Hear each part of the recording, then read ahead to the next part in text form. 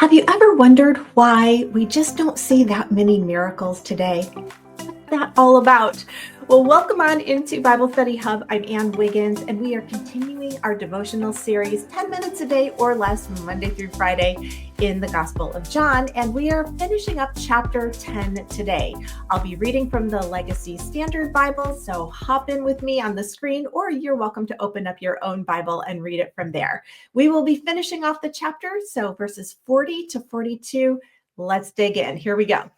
This is speaking of Jesus and John the Baptist. So those are the two people that we're kind of focusing on in this passage. And he, Jesus, went away again beyond the Jordan to the place where John the Baptist was first baptizing, and he was staying there. And many came to him and were saying, while John did no sign, yet everything John said about this man was true. And many believed in him there.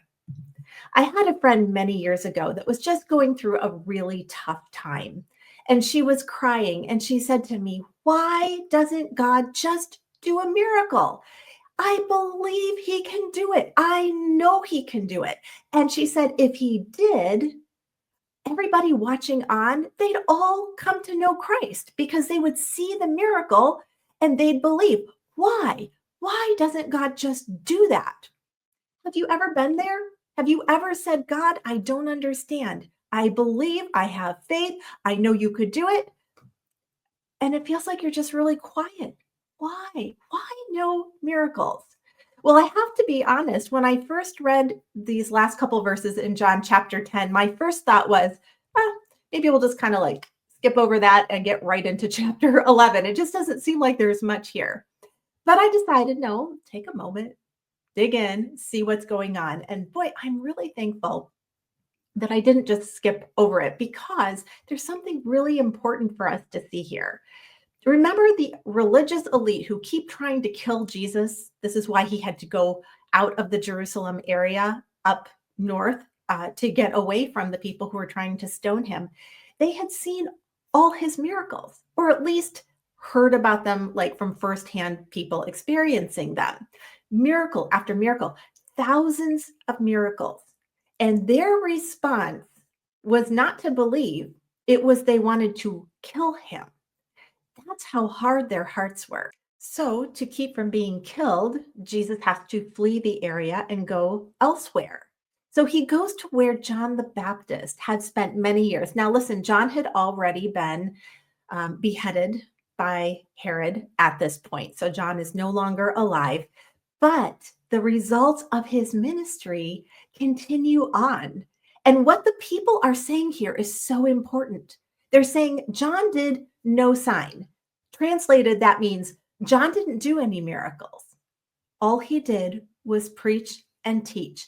From the Old Testament, he was a prophet. He was teaching the word of God to the people who would listen.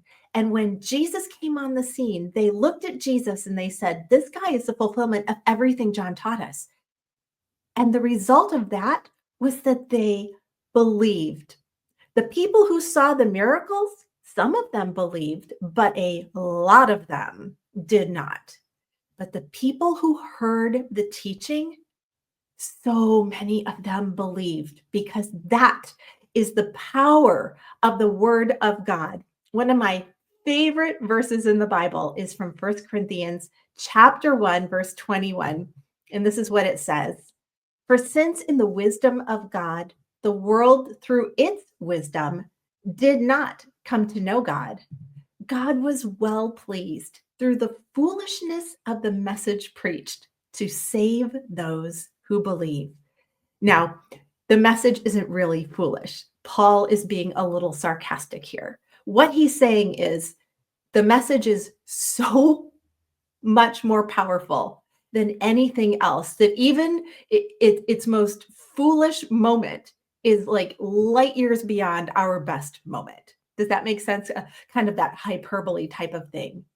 So God uses John the Baptist and the teaching and the preaching of the word of God, that even so much power is in that teaching that after John is gone, people are still coming to know and believe in Jesus because he was faithful. John never got to really see the fulfillment of all of this. He saw Jesus, he met Jesus, he knew Jesus, he knew who Jesus was. He obviously spent his life serving God, but he died before Jesus even died. So he didn't really ever get to experience that. Some of you are praying for somebody and something, and I just want you to know it's possible that you may not in your lifetime see that come to fulfillment, but let's have faith and let's trust God that even if it doesn't happen, that we see it, that God, fortunately, never runs out of time, does he? And so he can still bring that to fruition for us. The word of God is actually more powerful than even miracles are.